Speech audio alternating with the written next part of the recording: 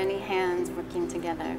And the reason is I think that, especially here in Hawaii, if we can all work together, we can accomplish anything. I just really thank you all for being here, because I know how much you have accomplished and how committed you are to making a difference. And recognize we have a panel of leaders, award winners, socially conscious and dedicated individuals. I also want to let folks know that the Kahuku High School film is here, and they're filming us today, and they're going to put together their own production, and I'm really excited about that. This is the first of probably 2 or 3 informational briefings, so we're really hoping this will lay the foundation for us to be very successful. Since we're addressing film and digital media today, I just wanted to show you how the creative sectors have broken down. Just overall, the Creative Industries Division was formed in 2003, and we're very dedicated to not only servicing the offshore film industry that comes to our state, but also growing our local film industry. These are the key areas that we focus on: film and digital media, broadcasting and broadband, because a lot more content is being distributed in many different ways these days. Cultural arts, applied design, performing arts, visual arts, and literary arts. So we are dedicated to activating strategic partnerships, connecting creative communities to transform Hawaii's economy to one based on innovation, intellectual property development, and human capital. And I think we're seeing a lot of that come out of our schools today. I think we have immense capacity for innovation, and it will help to transform our economy. We have to continue to support these kind of programs in the schools, as well as programs that manage both film and digital media and creative industries. Parents and teachers see that when youth are participating in enrichment experiences, music, sports, art, film is art, that they're benefiting physically, mentally, emotionally. When a child is creatively expressing himself, his voice, his identity, he feels good. When he's and she's learning her gifts and talents and getting to develop them, they're exciting. They don't need chemicals. When they have positive ways to relate to their community, to their kapunas, to their culture, and film as ties shown as a way to find out about yourself, find out about your culture, find out about your family. And a youth that just is busy expressing doesn't have time to get in trouble. And they often benefit, they receive benefits of higher self-esteem, purpose, personal development, sense of accomplishment. In our film club, we like to try to say, hey, the camera is a tool to learn about yourself and your culture. And it's even a fun way to learn about science. And I see kids that are shut down sometimes by the traditional lecture, multiple choice question tests, wake up when they're doing a project, and now they want to learn science, they want to learn English and math and scripting. Integration of creative media with science and technology is really helping our students who are not as greatly jazzed about science and technology and math to really get engaged in what that means for their careers and their future. And that's by integrating digital arts into creative modules and curriculum in the classroom or online for them to engage in either animation programs, digital media, or game development with an emphasis on standards-based learning. But I want to talk about one of my students that I had early on at Kahuku. And his mother came to me just before he graduated and said to me, this boy would not have stayed in school. I'm sorry. This boy would not have stayed in school except for that class, for your class. And I'm not trying to heap praise on myself. It's not me, it's the music. He's now successful. He works as a caterer. He's, supporting a family. He's not a professional musician, but that enrichment program got him to come to school every day. Other students have called it an oasis in their day, because instead of being there in class and having the information come in and they have to absorb everything, programs like film, art, choir allow the student to get things out. You know, it's not all incoming, it's outgoing as well. And I fully realize that all classes should become that. It should become much more circular, where the information goes in and then the students can respond to it. Teachers, parents, and administrators, all who are in education and care about kids doing well, using education as a tool, they want almost the same outcomes, and all these after-school enrichment programs want the same outcomes. And teachers like Beth Kemmerer, who, even though she's a teacher, most of her work is after school, so I consider it an after-school enrichment program. These are the outcomes that we want, and that programs like hers getting, programs like our football team, like our AVID program, like our film club. They provide students with that spark, that energy, that, as Beth says, that oasis sometimes in the desert, to wake up and look forward to go to school that day and then do their math and get there on time. But these things are important because these are the skill sets and the toolkit for the 21st century. And that's why the college programs, even the middle school and high school programs, are so critical in digital media and animation and other digital arts. One of the things that I learned as we're bringing all the stakeholders together is that the Department of Education with the new board is going to be going through all of its strategic plans.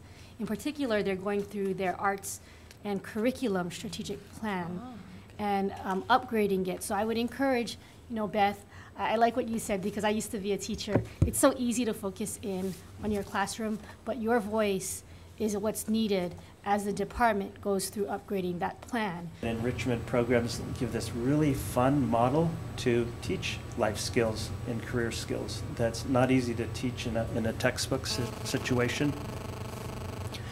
And then we, Georgia was talking about the jobs. I think when we do a production, we teach a kid to be a producer, a writer, a director, a pre-production person, a production coordinator. You know what? They're learning skill sets that maybe half the jobs in the real world outside of film, and they're learning these skills early, like trying to teach someone French when they're 4 years old instead of waiting until they're in college.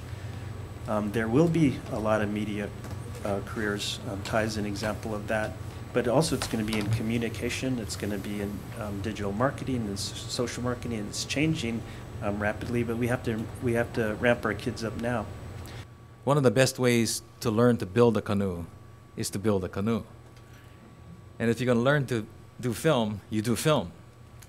I think the notion of industrial education, where people sit in a class and never really do until later, doesn't really speak to the cultural practices as well as the heart and the people of this place. Many of them wanted to be filmmakers ever since they were little kids. You know, they've always wanted to be Spielberg or Lucas, or they've always wanted to be in charge of a big, huge studio. And it was opposite for me because that's not how I found my route. Like, I found out that I wanted to be a filmmaker like 3 years prior to that, you know, like, so it wasn't this burning desire that I've always had. But granted, when I found it, it sparked this huge passion for me. Because like I found it through college because I was exposed to the right films, the right people.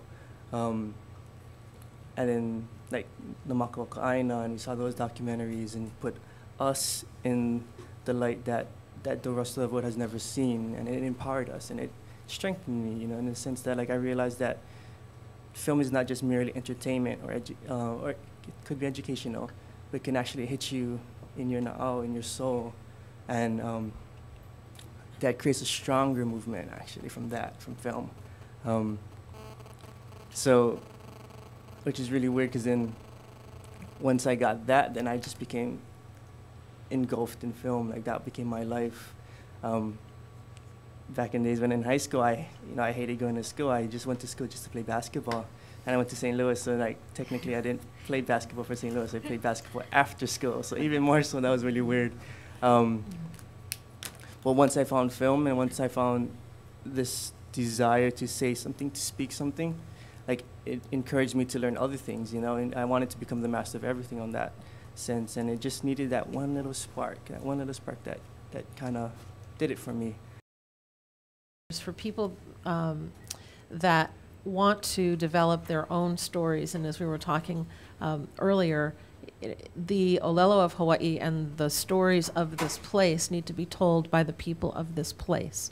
And so the more that we can encourage partnership or leveraging opportunities where they can work alongside people that are already above the line and can help them nurture what they want to do, but let their stories be pono and true to what they're doing, the better it will be to accelerate more local stories globally. What are we if we aren't our stories? And fundamentally, media, especially in today's media, we can tell stories in so many ways. Several of the speakers have already talked about the different ways that we're communicating and sharing information. I don't know that any of us here in the room today can engage in the contemporary society without engaging in these technologies or engaging in the methods in which we tell stories. For all too often, it's been a case where the misappropriation of culture and stories for other people's benefits hasn't necessarily benefited those who own those stories. Keep that in mind, that our future is in our stories and our storytellers. And media happens to be one way of delivering those stories. Mahalo. But what I'm hearing today is that in today's economy and with the limited resources that we have, what we need to do is really be smart about how we work and make sure that we're working together to accomplish the most good. I get to drive by Hukilau Beach every day from my house to work. And that is so appropriate that if we throw the net and we all hooky together, we're going to be able to accomplish so much more than doing it individually. Kind of everybody in the room, we really seem to share a vision about focusing on our kids, our programs, digital media, mentorship, and this potential creative industry in Hawaii that has so much potential. And right now we have an industry, and I guess my question is, how can the existing industry better support our youth? Because it really is a win-win situation, because they support us, then when they come back, we have better resources for them. And of course, it's win-win for us because the focus will be on providing opportunities for our kids and our communities. And art is good for everybody. And some of the statistics that we heard from Don earlier, I mean, art can be a cure, whether it's film, music, whatever, but we are all short on resources. But I do want to hear, what is a vision that you guys can all share and help us as policymakers push forward in the next session in particular? Well, I think it's worthwhile that we all stay connected, because as we stay connected as a community, that's how we can do things better for one another and for the kids that are coming up that haven't been born yet. Even with our beautiful resources, history and legacy, still our #1 national treasure are our kids. And 3 years ago when I started doing a documentary on Rel's son, I learned what she did for kids, and it still exists. Wow, what if all of us here knew that the only thing that lives on after us is the good thing we leave with the kid?